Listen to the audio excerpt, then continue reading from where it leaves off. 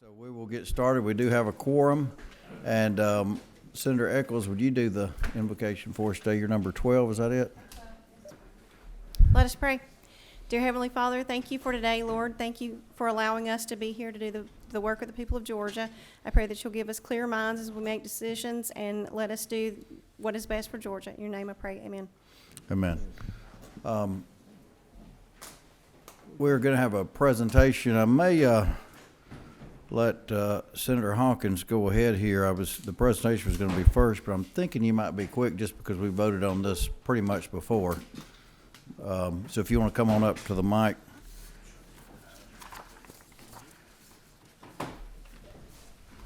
All right, how are you today, Mr. Chairman? Either one you want. We'll turn it on.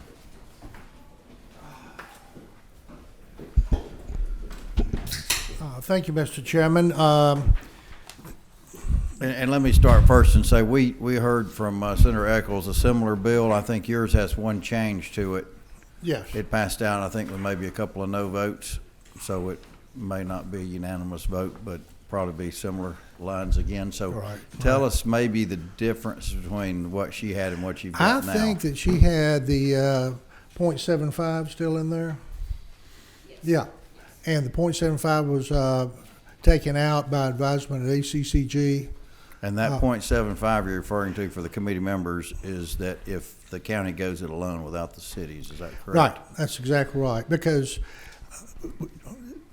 House Bill 946 is the House bill we're talking about, LC number 500730S. Right now, T-SPLOST is the only SPLOST that requires 100% participation. So we have had counties in this state lose their T-SPLOST because one city or one municipality decided not to sign the IGA. We had two the last time that we tried doing a T-SPLOST. One was Rest Haven of 45 people. The other one is Beaufort, who comes into part of Hall County. And so the 7.5 that Senator Eccles was referring to was what the T-SPLOST would be based on if it was not a unanimous vote. Hall County decided not to do that because of all the computations and all the other situations that would arise with that. This bill cleans that up. So as long as you have over 50% of the municipality population, municipalities in favor of the T-SPLOST, then the T-SPLOST will be put on a referendum for the people to vote for. And that's it. This bill has been agreed to by GMA, ACCG, and the Chamber of Commerce. Everybody's got a thumbs up on this bill. Okay, any questions of the sponsor of the bill?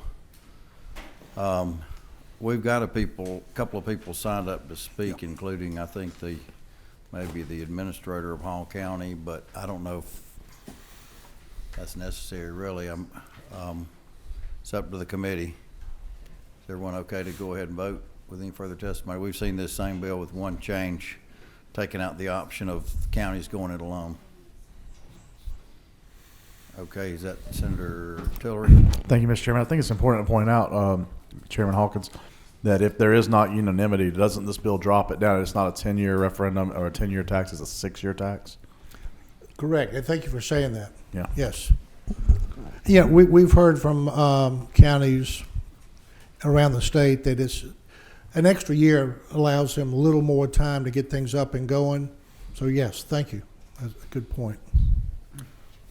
No other questions. Is the committee, I'll hear a motion now if we feel like we're ready. We've got a motion from Senator Eccles. Is there a second?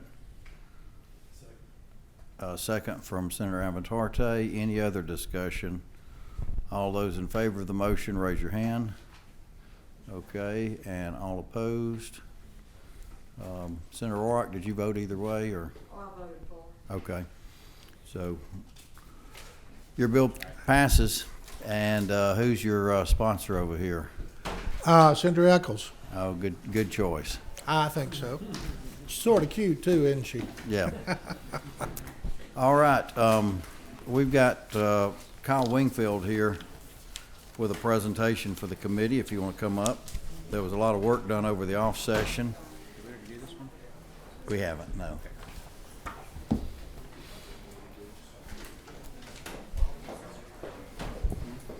And-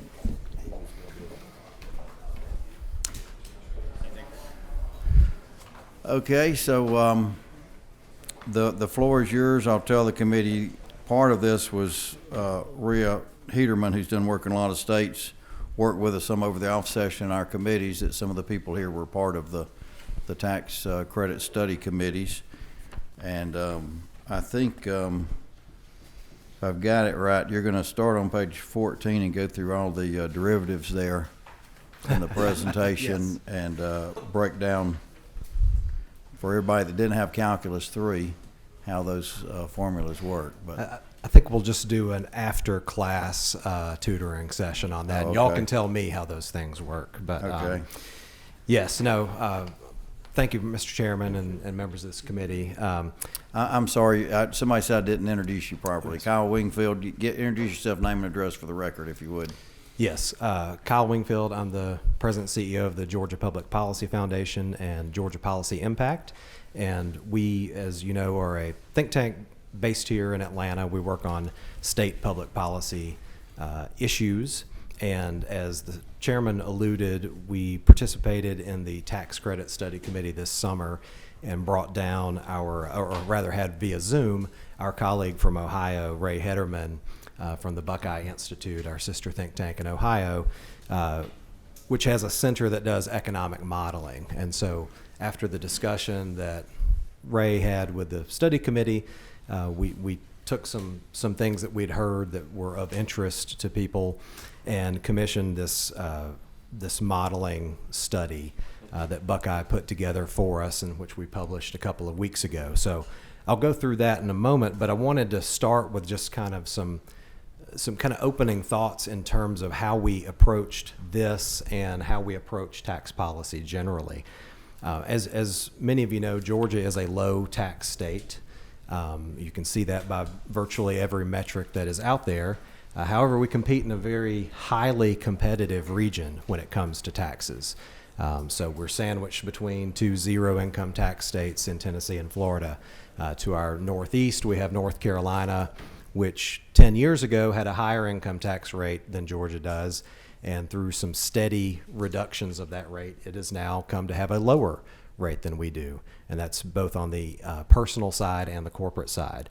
So, and then we compete with states like Texas, of course, which are not neighbors of ours, but you know, we compete nationally, obviously, for workers, for talent, for companies, for investment, that sort of thing.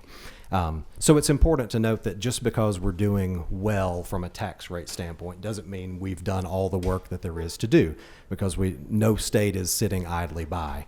And that's particularly true over the last few years as states have seen lots of revenue come in and they're trying to figure out, okay, how do we adjust? And we've seen lots of states adjust by cutting those rates. Now, how the state raises its revenues also matters. Just the fact that we're a low tax state is not the only important fact. There's a good bit of agreement among economists that different taxes have different effects on the economy. Some of them are more harmful to the economy than others. So income taxes versus sales taxes, for instance.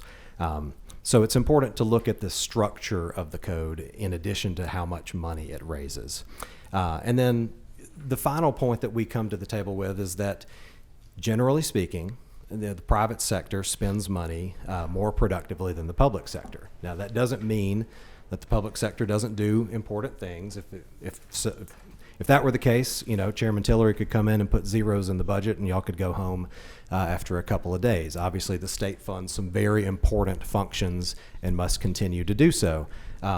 But when it comes down to a decision of do we do a little bit more here or do we do a little bit more there, from an economic standpoint, from growing the economy, you want to err on the side of giving that dollar back to the private sector rather than finding another way to spend it here in the public sector. So with all that said, that's kind of the outline here. And we had the 4 scenarios modeled.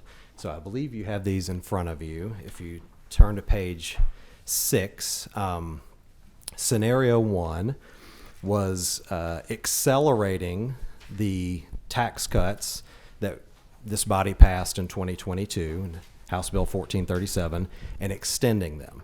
So if you look at this table number 1, the top part of each of these tables represents the baseline.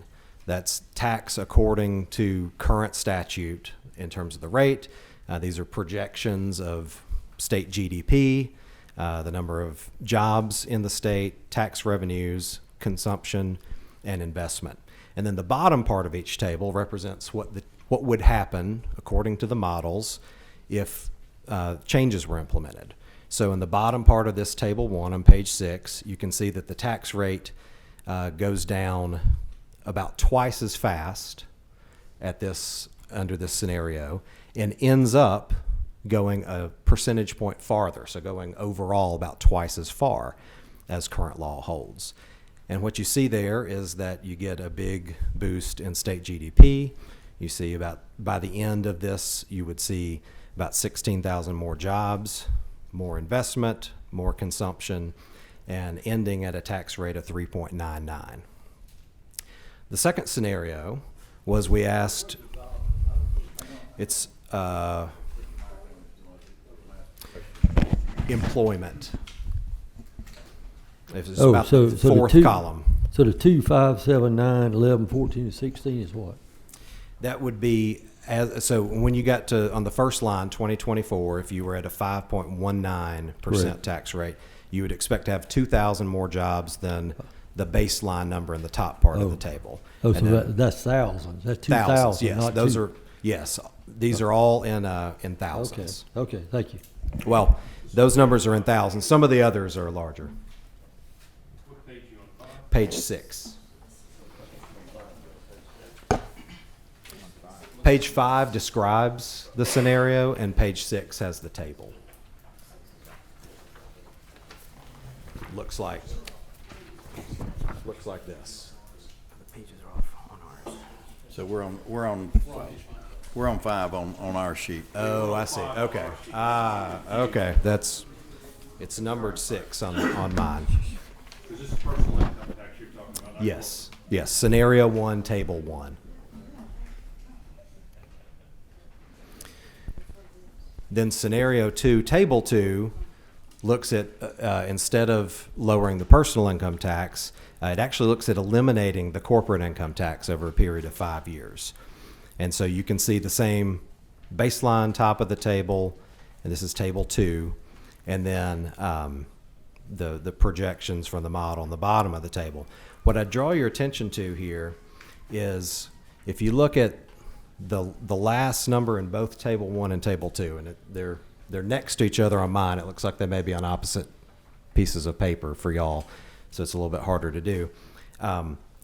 When you get to the end here, you've cut twice as much tax revenue on the personal side, but the growth to GDP is actually greater on the corporate side. And that's because of the much higher level of investment that you get. And so what I would tell you, the kind of takeaway from that is when you're looking at the most bang for your buck, when cutting taxes, you're going to get a larger economic response from cutting on the corporate side than on the personal side. And in fact, there's a couple of lines here where you can see where they line up exactly on the tax revenue side. Table 3, and I'm trying to go through this quickly because I know you'll have questions. Let's go back to table 1 there. I think people may still be confused on this a little Okay. bit. I'm sensing that in the room, I guess. All right. But there, let's go on our page 5 there. The tax revenue is at 33 million. Now, you're saying at 2030, if the 33 tax billion, rate yes. was 4.99%, we would be bringing in 38.8 billion. That's right. You would have growth that would be increasing taxes. You would be cutting the tax rate, would be decreasing taxes. And then the chart at the bottom is, I guess, going down from 5.19 to 3.99. How much tax revenue is lost from the That's right. baseline by So- doing that? Yes, so when you get to the bottom of that table at 3.99, the tax revenue shows a minus 4.9 billion. So that's how much you would subtract from that 38.8 and that's how what you would have at that point. And one of the things, I guess, the calculations try to figure out, and try to put it in non-calculus terms or something, if you were at a 0% tax rate, you would bring in $0. If you were at a 100% tax rate, you might also bring in $0, because who's going to work if the government takes 100% of it? And That's so right. in between, it's a little bit fluid, and you try to derive economic activity versus taxes where you're going to be at. And I think that's, obviously, we can't get into the calculations the economists used back on page 14 and on, but that's sort of where we're at on that. So your tax revenue in 2030, where you're going down, you're at 3.99%, and the tax revenue you've lost, what are the assumptions in that you haven't made any changes in your budget, or? So this is just looking at the revenue side. That's just the right. revenue So side, it's yeah. not trying to project versus spending or anything like that. It's just telling you how much revenue would be projected to come in. I will point out these are inflation adjusted numbers, so these are all. So you would see these numbers plus some measure of inflation. They're kept constant to try to make comparisons. Well, that's a good point, that inflation's been taken out of these numbers. Okay. And the way that, just if I could very simply explain how the model works, you're familiar with a lot of economic models where they use a multiplier to try to say, well, if you increase this spending, then that's going to go, then someone's going to spend that dollar, and so on. And so it really matters what multiplier you use. This model doesn't do that. What this model does is it tries to take the empirical data based on when similar changes have been made in the past. What was the response? In other words, when a state cut taxes by this amount, how many jobs were created above what was expected? So it's not trying to calculate how many times money is going to move through the economy. It's trying to say, okay, based on what we've seen in the past, this is what we would expect to happen if this were done. That's the way this particular model works. Our Vice Chair Albers. Thank you, Mr. Chairman. Kyle, great to see you. Appreciate all the great work you bring forward to us. So in looking at your chart, going down to the 3.99% tax rate, so it's an offset of, we'll call it for round numbers, $5 billion budget impact. As other states have done this, obviously they've had to find either some type of offset. Either they're growing fast enough that they could absorb those, or they added taxes in other areas, such as market facilitator, things of that nature, to make sure we're even with Main Street. Has anybody been doing what we're doing is looking at those tax credits that some are not providing return on investment and could easily fill some of this gap in? I believe there are some states that are looking at that. I couldn't give you a state-by-state breakdown, but I'd be happy to do kind of a roundup and get that back to you later. One thing that we've seen the state of Iowa attempt to do is set aside some money in what they call a taxpayer relief fund. And the idea would be you're going to have to match your budget, your spending, to your revenues. But while times are good and you've brought in more revenues, you could set some of that aside.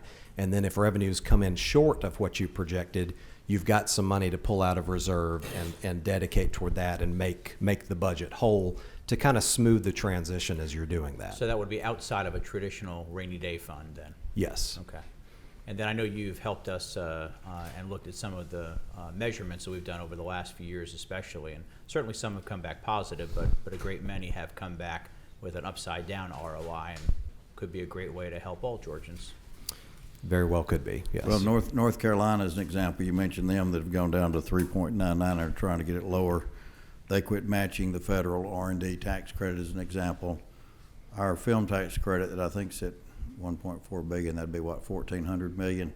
They made a cap of don't anybody fall on the floor out there. $31 million was their cap up in North Carolina on that tax credit, because their theory was if we reduce everybody's taxes, we actually get more growth than picking the winners and losers. Senator Orrock, you were next.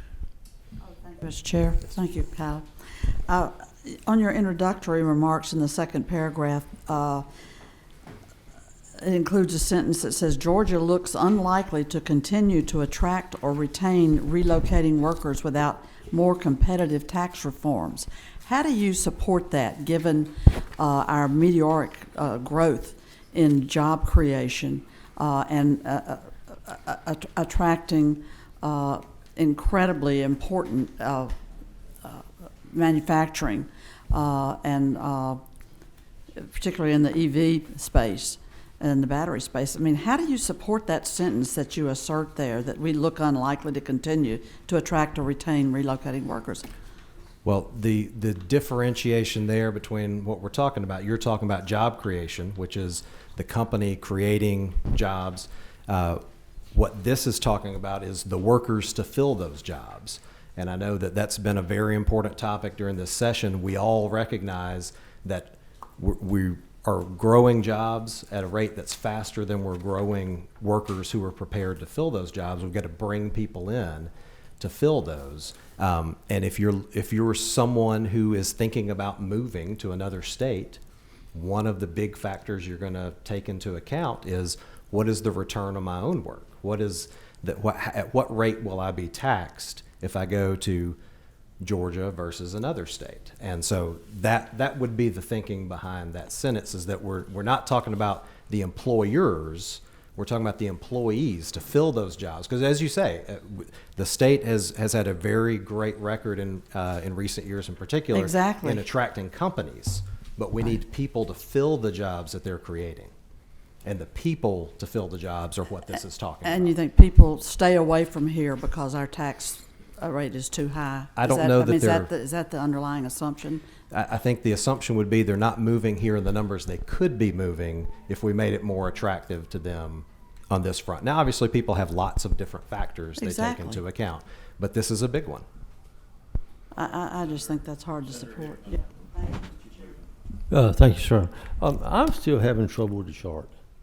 I'm still having trouble. I'm not being too thick-headed on it, but I'm still having trouble with not enough zeros on the numbers, or what the titles mean. Would you? And I know we got time as an issue here too, and we probably need to study it and then come back. But just on the personal income tax thing, kind of walk down and tell I know what gross domestic product means and employment means and tax rate. I don't know what consumption means. I don't know what investment means, and then come on down through the whole thing. So consumption is so you've got the tax rate. You got the tax rate and then the year that it's applied to. Just going Right. left to right.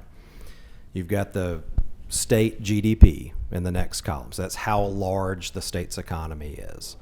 Then you've got employment. How many people are employed? That's in thousands. These other numbers are generally in millions. And then you've got tax revenue, how much is coming in.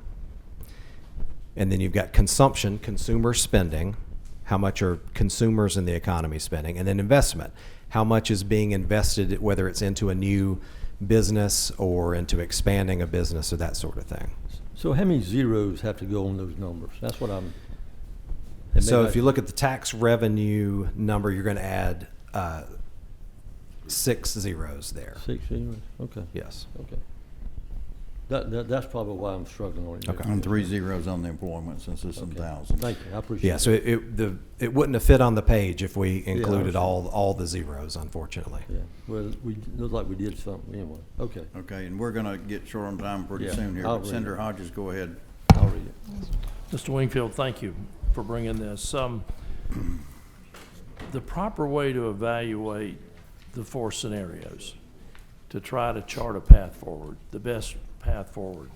How do you do that? I mean, can you just look at each one and take, you got an increase, you got a fall off in tax revenues, but you've got an increase in GDP, increase in consumption, increase in investment. Would you add those those 3 and compare against the tax revenue drop, or I mean, how do you wisely go about looking at these 4 scenarios and say, we need to do 1 or 2 or 3 or 4, we need to do a mix? Or Yes. I mean, I so- read your conclusion, it basically said keep the tax rate under 4%. So I think the way that I would answer that is to say it really depends on what the priorities of the General Assembly are. Are you trying to grow the state's economy as fast as you can? Are you trying to attract workers? You know, to the earlier conversation we were having, you're growing jobs, but are you attracting people to fill those jobs?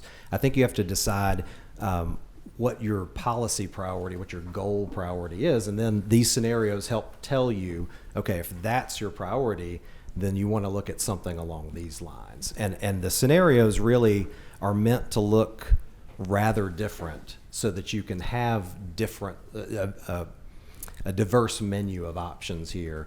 It's not so much to say you should cut this tax rate by this amount in this year, so much as directionally, if you go in this direction, you're going to boost the economy the most. You're going to get the most bang for your buck that way, and so on through the other priorities that you could set. All right, Senator Estevez. Thank you so much. Hey, Kyle. Really quick, do these calculations, particularly on the consumption and investment side, take into account, similar to what Vice Chair Albers was talking about, you make up the money somewhere, so whether it's fees, whether it's increase in sales tax, whether it's increase in property taxes, taking into account the fact that consumption may be impacted by what's happening in other areas? No, this simply looks at the results of making this policy change. If you made other policy changes to accommodate that, then there would be other effects from that, right? We didn't model, for instance, like trying to do overall revenue neutral while cutting the income tax by this amount. You would have the effects of, well, the government's going to spend less, or we're going to raise sales tax, whatever. As you mentioned, there's a lot of different options you could have at that point. This simply looks at this particular policy change, and then you would have to look at, okay, if we wanted to achieve this goal, then we would either need to reduce spending by that amount, or we'd need to offset somewhere else, that kind of thing. I would point out, since we've had some talk about tax credits, Table 4 and Scenario 4, we asked them to look at what if you cut tax expenditures across the board by $500 million, and that would be tax deductions, exemptions, credits. That's what we mean when we say tax expenditures. And then lowered personal income taxes by the same $500 million. What would be the effect? And you'll see a lot of zeros here. And so what that tells us is the model says, one, it can't quite go finely enough to any particular change, and this doesn't really specify which credits we're talking about anyway. But the most important takeaway from that is what matters from an economic standpoint is how much is coming out of the economy to be spent by the government rather than staying in the economy to be spent by private actors. So that's really the main takeaway from that Table 4, and that sort of highlights it, that a revenue neutral change doesn't necessarily give you the economic growth. Where you get the growth is by keeping more money in the hands of your private sector rather than spending it as a state government. All right, and I think Senator Tillery had a question. He's been waiting. Or He's been Senator ready. Beach. No. Thank you, Mr. Chairman. Is this on? My light doesn't work. Let me use this one. I don't really have a question as much as I have a comment, and I want to tell you, I want to cut the income tax as much as I can, or much as we can. That being said, I will tell you, my son lived in Tennessee for 3 years. He said it was very expensive to live there. He's moved back to Georgia, and he's so happy to be back in Georgia, and he is paying income tax, but he's saving a lot more money. So I think we got to look at the whole picture. So I just want to caution everybody that, some of these states that don't have income tax, they get you in other ways, and he noticed it, and now he notices it. Now he bought a house here, he's back, he's married, and he loves being here, and he's saving a lot more money living in Georgia. Yeah, and I think Georgia has, you've got obviously the Kansas model where they cut and hope the revenue would come. You've got North Carolina that's been a measured approach over the last 10 years, and we've been even much more cautious than them, I think. And we certainly don't want to go out there and do anything beyond that. Is that Senator Redd that's got a question? We're going to... Oh, go ahead. Thank you, Mr. Chairman. Thank you, Kyle. You know my position on income tax. I think Georgia's still 47, 48, 49 in per capita spending, though. My question is, on all these models, did any of them show a reduction in an income tax that did not result in an employment growth? Because I would think if you're running, even when they run the trackers for the hurricanes, there's always this wild one that never comes here and goes to Bermuda. Was there any that didn't show job growth or consumption growth or investment growth at some point? These are the only 4 we ran. Okay. So we didn't run 20 and pick 4 to show you. We designed 4 and said, let's see what they say. So you might create one that would come up with something like that. Well, I guess tagging on that, if you don't mind, Mr. Chairman, other states that have tried this, have you seen a state or know of a state that you can give us a point to that they made one of these changes and did not see either the increase in state GDP, jobs, or consumption? The chairman mentioned Kansas, and I think that's kind of the cautionary tale that where the idea was we're going to cut taxes and we're not going to do anything else to match that, and we're going to count on growth to make up the difference, and that has proven not to work. So you're going to have to offset the changes either by making cuts to the budget that you're willing to live with, or by raising revenues elsewhere that you're willing to live with. I guess the disastrous scenario would be we're just going to make this one change and we're not going to account for it anywhere else. And growth makes up for a portion of the revenue loss, but only a portion. It's not going to make up the entirety of it or even the majority of it in the short term. And they made a big cut too. So Senator Rhett? I was just going to say that we need to make sure we move with caution, because I remember when I took Economics 101, they would always emphasize that this is a model or a vacuum. In the real world, anything can happen, like a tsunami or a pandemic, military mobilization.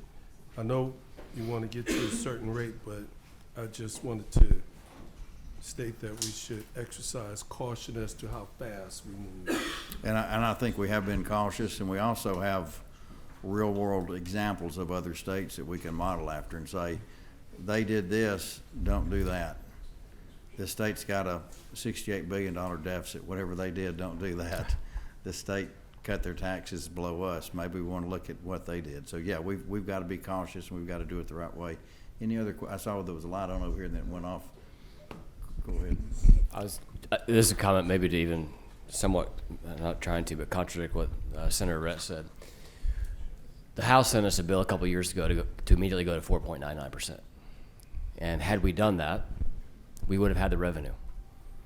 And we would have had the revenue last year, we would have had the revenue this year. So I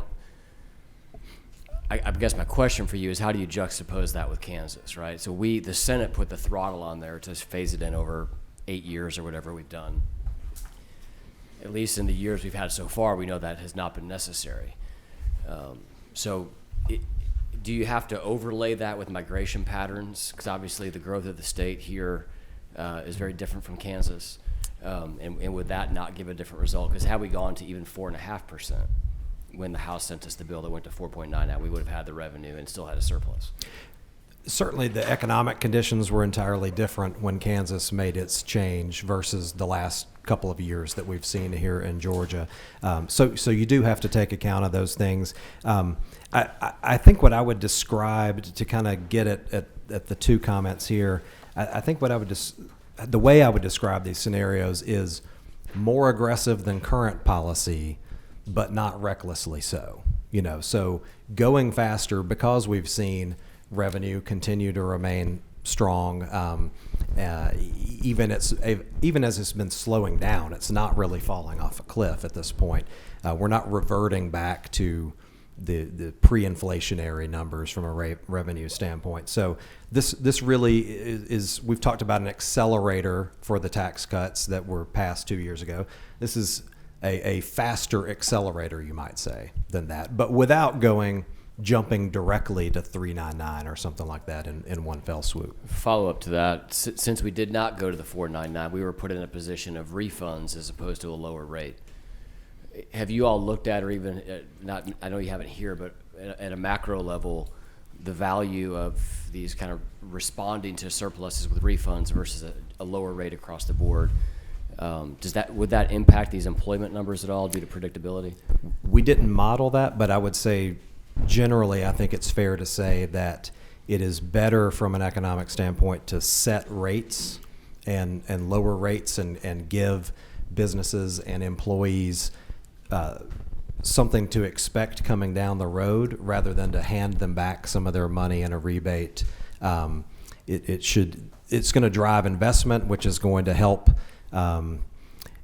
smooth some of the inflation that you might see from some of that, rather than just giving people, if you think about it, a rebate is giving people back more money for what they already did.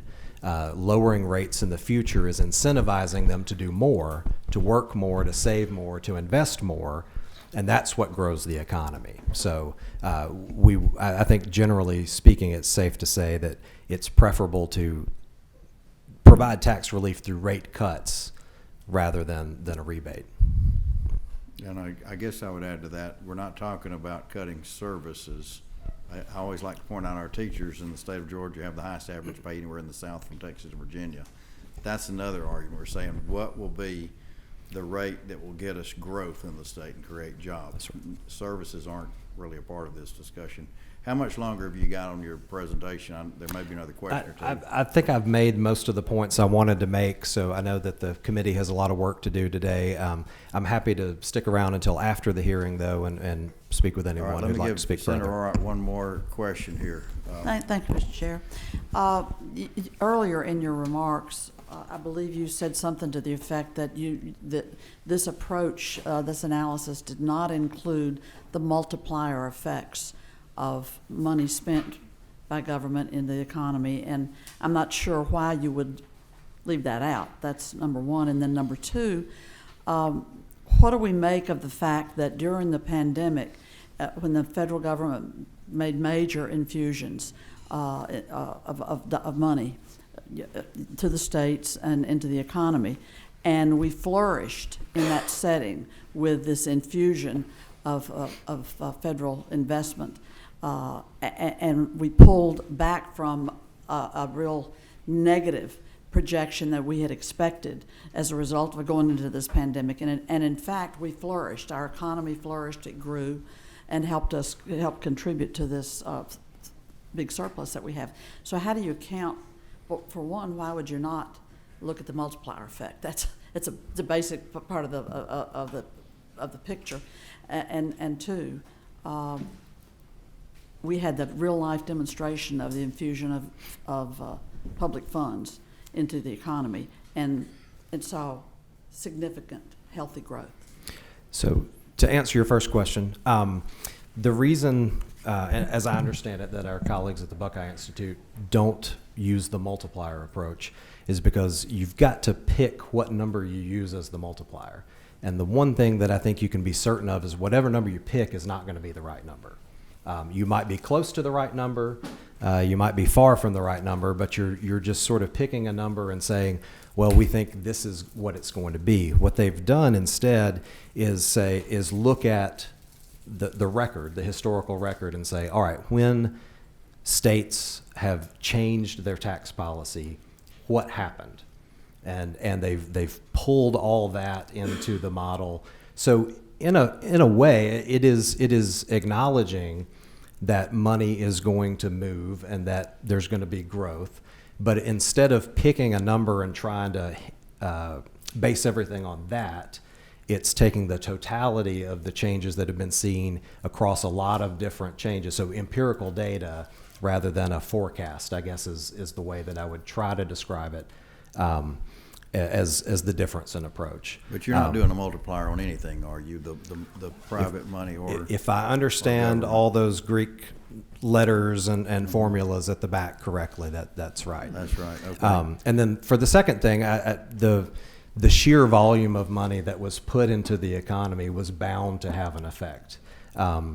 What we're arguing here is that the greater effect and the more efficient way to grow the economy is to reward people for working, saving, and investing more rather than handing them more money regardless. So I got the check, the pandemic relief check.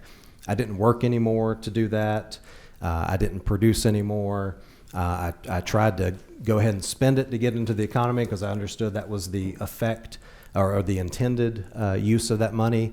But it didn't change my behavior in the sense of what the fundamentals of the economy need to grow, which are work, savings, and investing. So that would be the distinction we would draw. You can put more money into the economy and something's going to happen, but we believe the more efficient and effective use of that money is to give people an incentive to do the things that you would like them to do, the things that are the building blocks of the economy. And the money was put into the economy by the federal government in a very bipartisan manner, no doubt.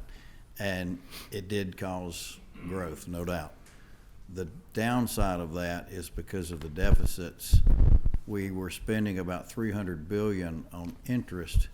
Now our interest rates have climbed over $1 billion on a $4 trillion budget. So if we as a state were saying over 25% of our budget is going to go to interest, we'd be in big trouble around here.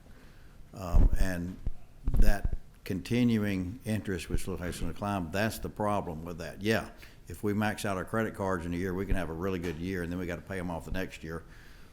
We're in trouble.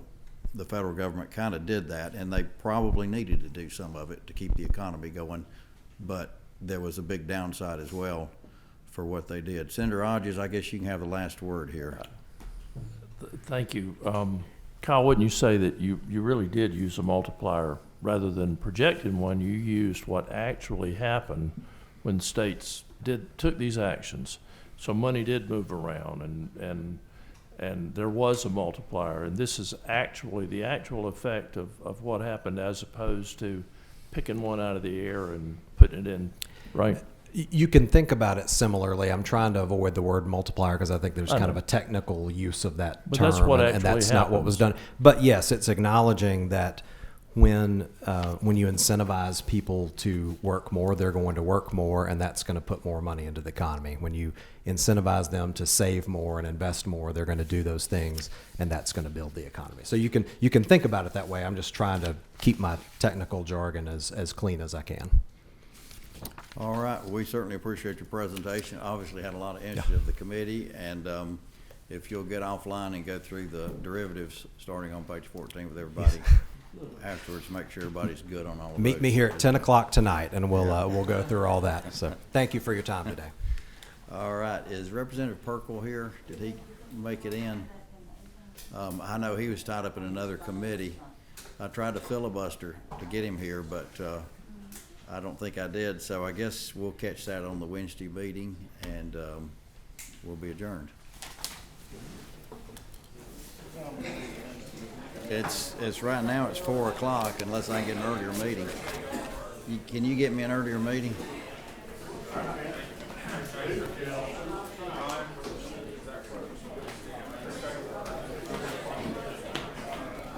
Today with all the subcommittee meetings and appropriations, it was hard for me to even keep my public safety committee meeting. Yeah. They tried to cancel me twice. I'm like, guys, I really need the meeting. Yeah, I mean, so I'm interested in getting more information on that. here's